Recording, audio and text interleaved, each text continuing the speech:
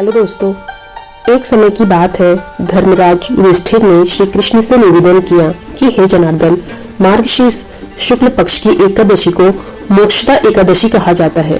कृपया इस महिमा और इस कथा का विस्तार बताइए।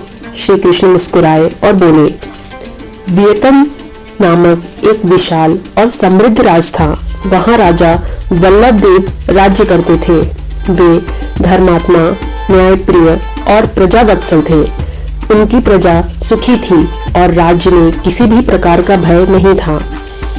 एक रात राजा को स्वप्न में अपने स्वर्गवासी पिता दिखाई दिए, पर पिता की अवस्था देखकर राजा का हृदय दहल गया। पिता भयंकर नरक यंत्रणाएं सह रहे थे, चिल्ला रहे थे, रो रहे थे। राजा का स्वप्न टूट गया। भय और दुख से उनका मन कांप उठा। उन्होंने निश्चय किया कि वे किसी भी प्रकार अपने पिता को उस दुख से मुक्त कराएंगे। सुबह होते ही उन्होंने अपने मंत्री, पुरोहित और ज्योतिषियों से उपाय पूछा। सभी ने राजा से कहा, हे महाराज, परम पावन पर्वत पर रहने वाले महर्षि परमहंस इस संसार के समस्त रहस्यों को जानते हैं। वही आपके प्रश्न का हल बता सकते हैं। राजा तुरंत घोड़े पर सवार होकर उस आश्रम पर पहुंचे।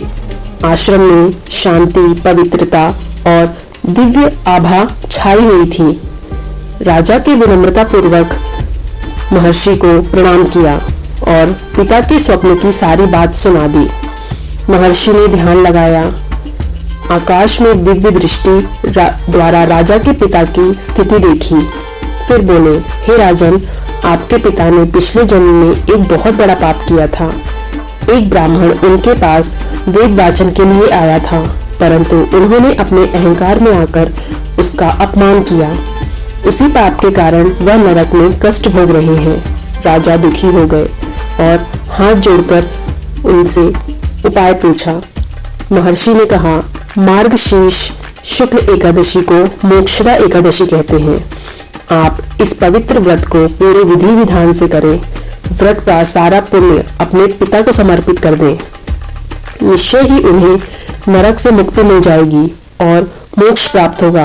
राजा ने तुरंत प्रणाम किया और महर्षि के बताए नियमों का पालन करते हुए व्रत पूर्ण किया। एकादशी के दिन राजा ने उपवास किया, विष्णु भगवान की पूजा की, दान पुण्य किए, कीर्तन किया और हाथ जोड़कर कहा, यह समस्त पुण्य मेरे पिता को समर्पित हो। जैसे ही पूजा संपन्न हुई, आकाश से पुष्प वर्षा होने लगी। दिव्य नर्तन और संगीत होने लगा। स्वर्ग के द्वार खुल गए। राजा के पिता नरक से मुक्त होकर चमकते हुए दिव्य शरीर के साथ स्वर्गलोक में पहुंचे।